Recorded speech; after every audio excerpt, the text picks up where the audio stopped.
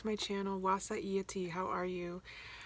Today I'm going to be talking about my October TBR plans. I already have them all squared away in my head and on paper because I actually have my whole year planned out for the rest of the year. I made a plan from September through December. I talked about this on Instagram before I started my booktube, but I got into NetGalley and I got a little too excited and I requested too many arcs because I didn't realize that they got approved so quickly. It's still really cool. I'm still excited about all of them, but it does mean that my initial TBR plans that I kind of vaguely had kind of got sidetracked.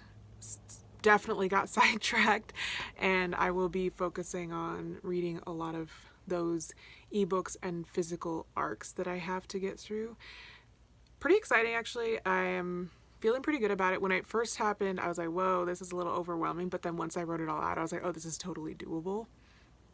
So I'm not going to mention all of the e-arcs that I have plans for in October. I will talk about them in review posts and in my end of month wrap up on YouTube and on Instagram.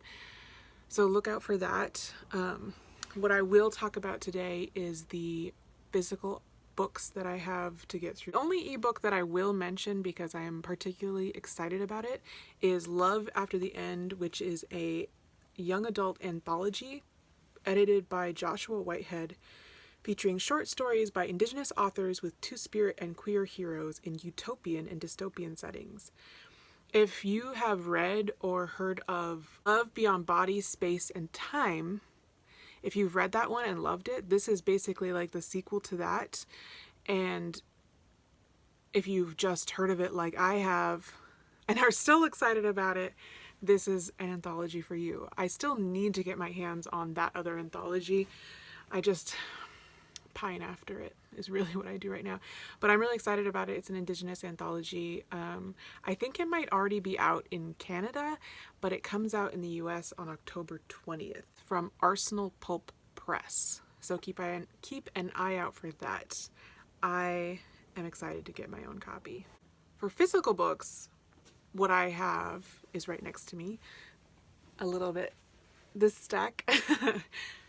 And the first one I'm going to talk about is the Erdrich Medicine Read-Along Selection for October, Shadow Tag. Shadow Tag is about, if I read the synopsis correct, the main character is Irene America, and she has a secret blue notebook that she keeps in a safety deposit box, which is her true diary that has her true thoughts. And then she has a red notebook that is the one that is placed where her husband will find it and read it. So it's basically like a facade that she's keeping up, and the story is told in alternating perspectives between the red diary and the blue diary. I'm wondering if that means there will be a little bit of like the unreliable narrator type thing. Will they tell us which is the red diary and which is the blue diary?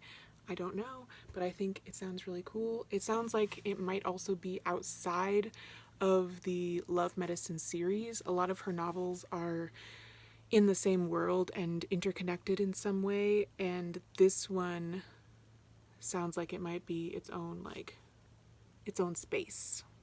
But she's always surprised me because I'm always feeling that way, and then it ends up not being true. So this is the October selection. We usually discuss on a Zoom call like the like 2 weeks or so into the next month after. So this book will probably be discussed in November in the first or second week on like a Saturday. So if you want to join us, you have a lot of time still to get your hands on it, to read it. It's really fun. It's low pressure. So if you're like the kind of person you're like, wow, I want to watch the discussion, but I have too much social anxiety to actually participate, totally fine. You can join, have your camera and your mic off. You can type in the chat box, whatever you want to do. If you're nervous about joining, don't worry, it's pretty low key. Anyway, so that's the first book. The next book that I will talk about is The Double and the Gambler by Fyodor Dostoevsky, translated. Mine is translated by Richard Peviar and Larissa Volokonsky. I love these translators. I've only read the one, War and Peace, that they translated, but I am like hooked on them as translators because I loved their work in that one. This is two stories. I'm reading this for Read the World 21, hosted by Endnotes and a Novel Family, which is Lauren and Rachel on Instagram. And each month is a different country or region that you are challenging yourself to pick and read a book or a month full of books or several books from that region, and you just read them. And I love it. It's really cool. So I've been participating every month. I've missed 1 month, but I have plans to circle back to it in December. This one is Russia, of course, and I'm really excited about it because I'm very drawn to Russian lit, even though I haven't read much of it, but I've liked what I've read, and what I haven't read sounds interesting. This one is, like I said, two stories. The Double is about a man who finds out he has a doppelganger, and the doppelganger slowly takes over his life with his friends and his colleagues and stuff. The Gambler is about a man who is addicted to gambling, which, according to the back, is what Dostoevsky believed was an essential part of the Russian national character, and he also had a addiction to gambling, and so this kind of explores, I think, something that is very much a part of himself, a little more of a self-exploration. So I think this will be interesting. I just want to say I love this cover series. This is from Vintage. They have a bunch of covers that you're not gonna be able to see it. They have a bunch of covers that match this, like a match set, and I've been like trying to collect them all. Anyway, that's the second book. The next book is Kushiels Dart by Jacqueline Carey, which I am reading with Mackenzie at Bookish Black Hole on Instagram. I've wanted to read this book, I think, for 2 years. I think I've owned it for 2 years at least, and I hadn't heard about it before Bookstagram, and I've only heard great things about it, but also that it is, I don't know if dense is the right word, but it is very wordy maybe, and also very adult. Like, I think sexual content maybe, but it is a fantasy book, and the synopsis is very long, and I tried to read it and sum it up. She is sold to a court as a courtesan, and she is brought into the bedchambers of like high-ranking officials, and through that she learns about plots to maybe take down the leadership, and she ends up going on a journey to, I think, save them or stop it. It says on the back, if you like fantasy series like ones from Robin Hobb and George R.R. Martin and Anne Bishop, this one would be a good choice for you.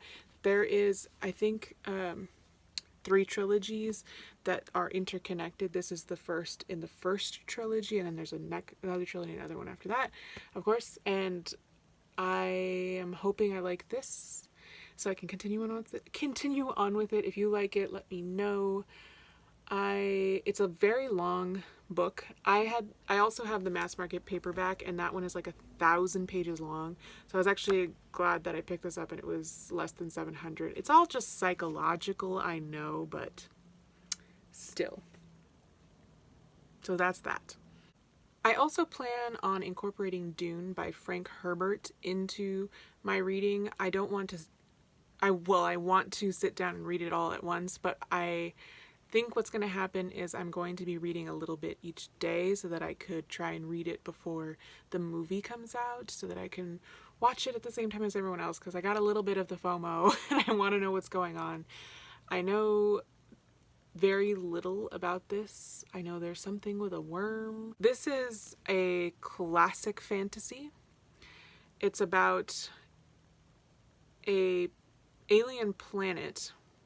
It's very hyped because of the movie trailer. The movie trailer looks awesome. I could use a little more Oscar Isaac in my life, but we'll see what happens with the movie.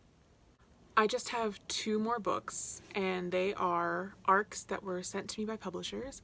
The first one is Apple, which was sent to me by Levine Querido. It is by Eric Gainsworth.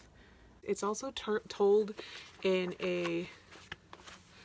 Everything gets white out in this light, but it's told in a very poetic way, so I expect it to be more of a quick read. Oh! There's some photos in there. Some artwork. Yeah, so it seems like it might be a bit more... Is it verse? Is that what it's called? I'm not good with terminology. But it might be told in verse. Oh, there's a lot of photos in here. Wow. I had no idea. This is a memoir in verse. So this is Eric Gainsworth's memoir told in verse in a very poetic way, and that's why there's like all these photos inside of it that are really cool. And wow, I've never read a memoir like this. Wow. Wow, wow, wow. That's cool. Wow, wow, wow. Okay. Yeah. Wow. Wow. The last book I want to talk about is Black Sun by Rebecca Rowan Horse. This one is, I would say, much hyped. A lot of people are talking about this one. Very excited about it. I got this one from Saga Press. Kushiels to Saga Press for sending this to me. It is a fantasy book. On the back it says, "A god will return when the earth and sky converge under the black sun." So from what I'm reading on the back of this, it says this is inspired by the civilizations of the pre-Columbian Americas and woven into a tale of celestial prophecies, political intrigue, and forbidden magic. There's a holy city, and something happens with a ship that launches from a distant city that arrives there, people who come off of it, epic adventure, power, weight of history, struggle of individuals, confines of society, broken pasts. This is the start of a trilogy. Sorry that was like a really broken up synopsis of what happens, but after reading the written synopsis on the back, I don't fully understand what it's about, but I'm still intrigued. So that is it. That's my TBR for October. I think it'll go well. I'm really excited for it. I'm excited for October. I'm excited for the rest of the year and seeing how successful I am with this TBR. But I also will probably try and squeeze in some audiobooks, because I keep saying this for the past couple of months, but I want to make audiobooks more a part of my life. I want to listen to them whenever I'm doing any chores, and I am puzzle making. I don't know. What do you do when you listen to audiobooks? I want to know. The things that I've done while listening to audiobooks is chores, puzzles, cross-stitching, going for a walk. Those are the 4 things that I have done while listening to an audiobook. Anyway, what are you planning on reading in October? Let me know. Do we have any overlap? Be sure to like, comment, and subscribe. Maybe hit the bell icon so that you can be notified when I post new videos.